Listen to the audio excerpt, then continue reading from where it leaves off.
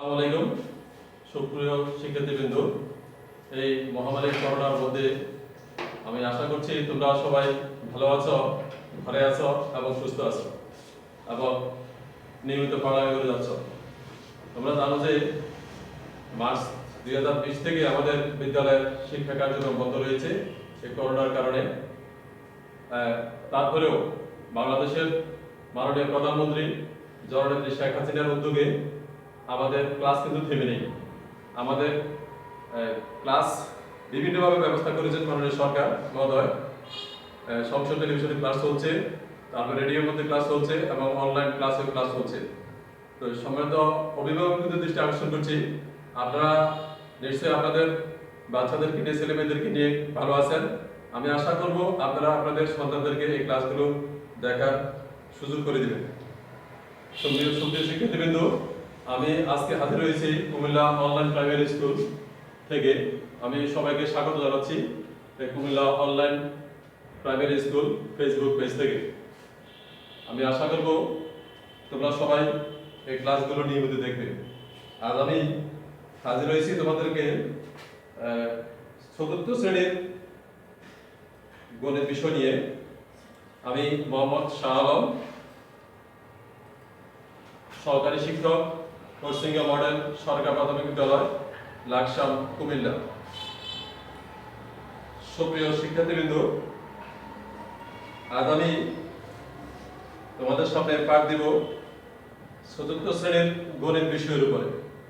আমাদের আজকের পাঠের অধ্যায় হচ্ছে 10 এবং তার বিষয়বস্তু হচ্ছে পরিমাপ।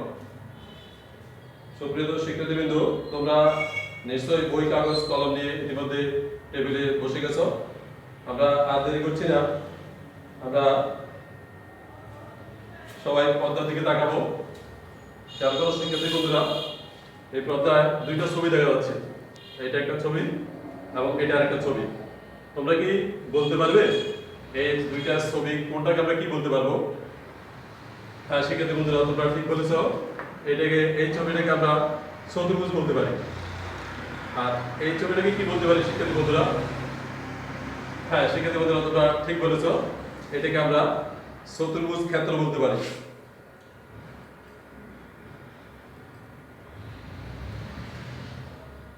শিক্ষার্থী বন্ধুরা, আমরা আজকে তাহলে পড়ব এই চতুর্ভুজ ক্ষেত্রের ক্ষেত্রফল নির্ণয়।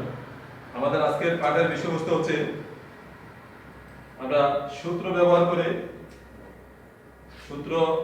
করে ক্ষেত্রফল নির্ণয় করতে পারবো। এটা আমাদের আজকের পাঠের শিরোনাম। শিক্ষার্থী বন্ধুরা, আমরা একটি সমস্যা দেখব এখন।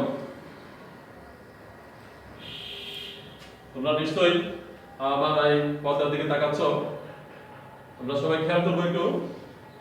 আমাদের আজকের এই সমস্যাটা হচ্ছে একটি আয়তাকার কাগজের দৈর্ঘ্য 6 সেন্টিমিটার এবং প্রস্থ হচ্ছে 5 সেন্টিমিটার। কাগজটির ক্ষেত্রফল কত? হ্যাঁ শিক্ষার্থী বন্ধুরা, তোমরা নিশ্চয়ই দেখতে পাচ্ছ এই সমস্যাটির মধ্যে কি কি দেওয়া আছে। একটু চিন্তা করে সবাই বলো। হ্যাঁ শিক্ষার্থী বন্ধুরা, তোমরা ঠিক বলেছ। এই সমস্যাটির মধ্যে কাগজের দৈর্ঘ্য 6 সেন্টিমিটার এবং প্রস্থ 5 সেন্টিমিটার দেওয়া আছে।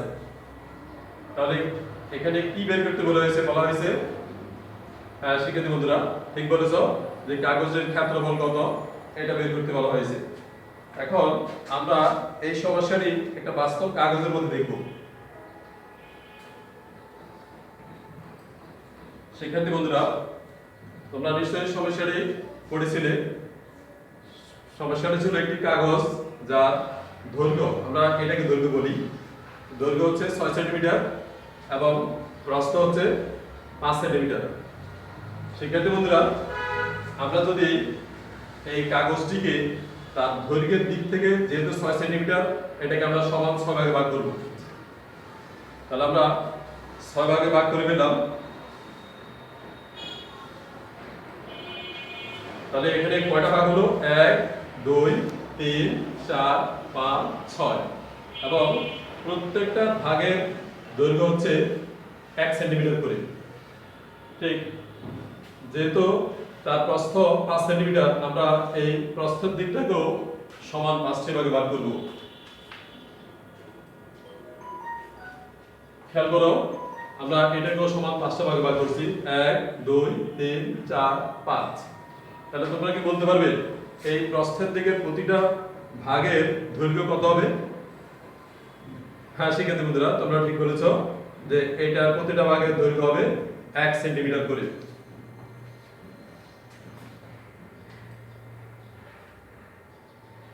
শিক্ষার্থী বন্ধুরা, আমাদের এই চিত্রটা এরকম ছিল।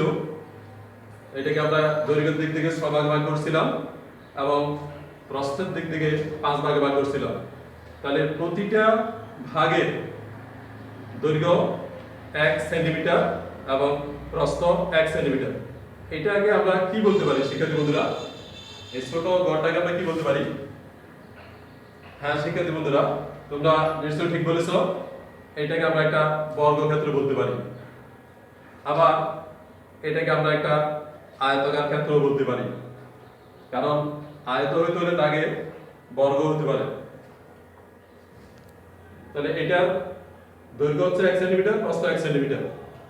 এটার ভিতরের জায়গাটার পরিমাণ কত বলতে পারো তোমরা কেউ?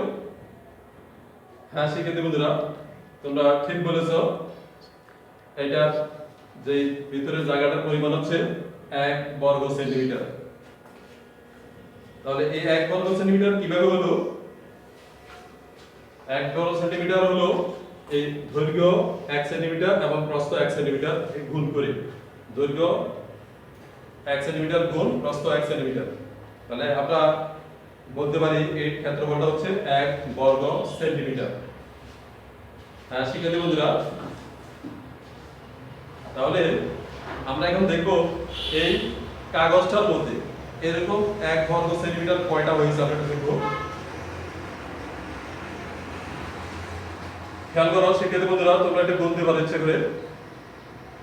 এইটা 1 বর্গ সেন্টিমিটার, 2 বর্গ সেন্টিমিটার, 3 4 5 6 7 8 9 10 11 12 13 14 15 16 17 18 19 20 21 22 23 24 25 26 27 28 29 এবং 30। তাহলে আমরা দেখলাম যে এই যে প্রথমে আমরা সমস্যাটা ছিল একটি কাগজ যার দৈর্ঘ্য ছিল 6 সেন্টিমিটার এবং প্রস্থ ছিল 5 সেন্টিমিটার।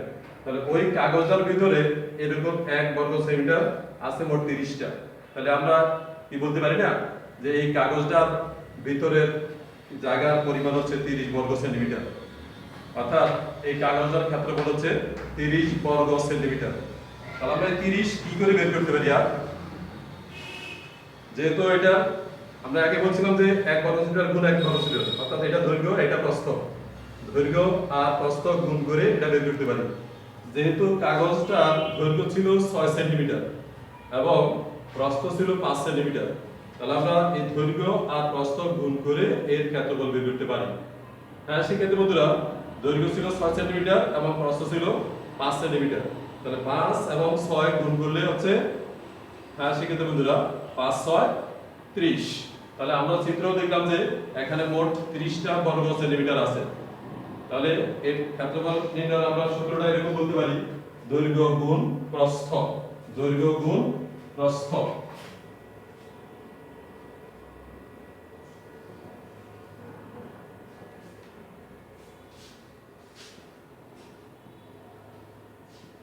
মানে আমরা বলতে পারি যে আয়তাকার ক্ষেত্রের ক্ষেত্রফলের সূত্র হচ্ছে দৈর্ঘ্য গুণ প্রস্থ।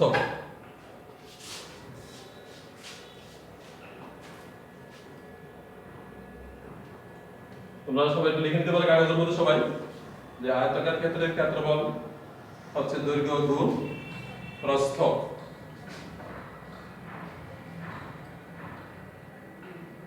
শিক্ষার্থী বন্ধুরা, আমরা এখন অঙ্কটা একটু কাগজ দেখবো সবাই। আমাদের সমস্যাটা ছিল একটি কাগজের দৈর্ঘ্য 6 সেন্টিমিটার এবং প্রস্থ 5 সেন্টিমিটার, কাগজের ক্ষেত্রফল কত? তাহলে আমরা লিখতে পারি এরকম যে আয়তাকার ক্ষেত্রের ক্ষেত্রফল সমান দৈর্ঘ্য গুণ প্রস্থ। আমরা ইতিমধ্যে সূত্র জেনে গেছি দৈর্ঘ্য 6 সেন্টিমিটার গুণ প্রস্থ 5 সেন্টিমিটার, তাহলে 5 আর 6 গুণ করলে হবে 30 বর্গ সেন্টিমিটার, অর্থাৎ আয়তাকার কাগজের ক্ষেত্রফল ছিল 30 বর্গ সেন্টিমিটার। সেক্ষেত্রে বন্ধুরা তোমরা নিশ্চয়ই কাগজে তুলে ফেলছো এটা। এখন আমরা আমাদের এরকম একটা অঙ্ক পাঠ্য বই দেখব। তোমরা পাঠ্য বইয়ের 132 পৃষ্ঠা খোলো সবাই। 132 পৃষ্ঠা অনুশীলন 3 একটা অঙ্ক আছে, খেয়াল করো। একটি আয়তাকার ফুটবলের দৈর্ঘ্য 100 মিটার এবং প্রস্থ 70 মিটার, মাঠের ক্ষেত্রফল কত? হ্যাঁ, সেক্ষেত্রে বন্ধুরা এই অঙ্কটার মধ্যে কি কি তথ্য দেওয়া আছে আমরা এটাকে লিখব আগে। তাহলে আমরা বলতে পারি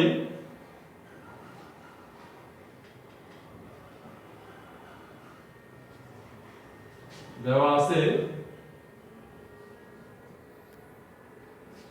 মাঠের দৈর্ঘ্য।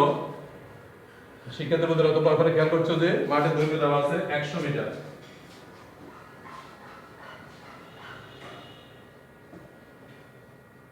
এবং প্রস্থ দেওয়া আছে, তোমরা দেখছো সবাই, প্রস্থ দেওয়া আছে 70 মিটার।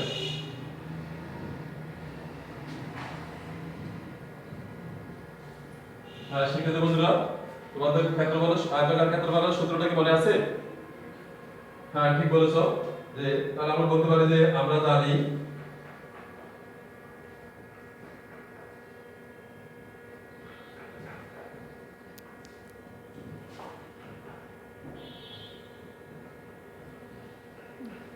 আয়তের ক্ষেত্রফল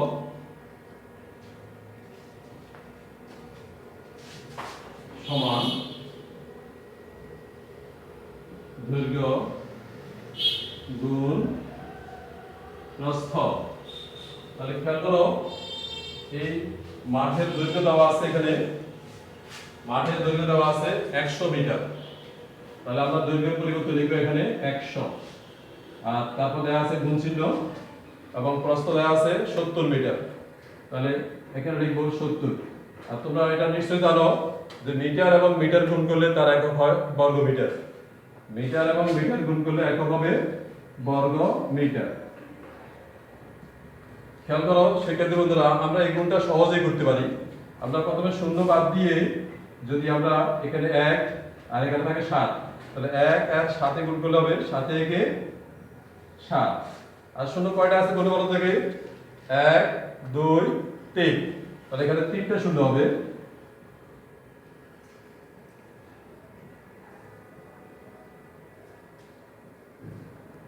হ্যাঁ, সেক্ষেত্রে বন্ধুরা তোমরা কি বলতে পারবে এখানে এই সংখ্যাটা কত হয়েছে? হ্যাঁ, ঠিক বলেছো, এই সংখ্যাটা হচ্ছে 7000 বর্গ মিটার। তাহলে আমরা বলতে পারি আয়তের ক্ষেত্রফল যে মাঠটা এখানে দেওয়া ছিল ওই মাঠের ক্ষেত্রফল হচ্ছে 7000 বর্গ মিটার, 7000 বর্গ মিটার। সেক্ষেত্রে বন্ধুরা তোমরা এই অঙ্কটা কাগজে একটু তুলে নাও।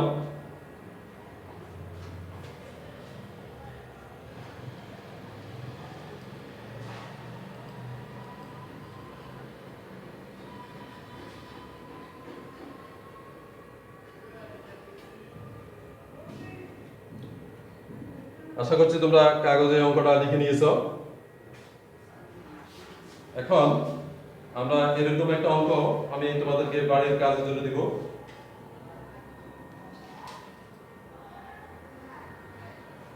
সেক্ষেত্রে বন্ধুরা বাড়ির কাজ আমাদের আগের অঙ্কটার মধ্যে খেয়াল করো, আমি দুইটা অঙ্ক দিয়েছি তোমাদের কাছে যে একটি টেবিলের দৈর্ঘ্য 40 সেন্টিমিটার এবং প্রস্থ 15 সেন্টিমিটার, টেবিলটির ক্ষেত্রফল কত?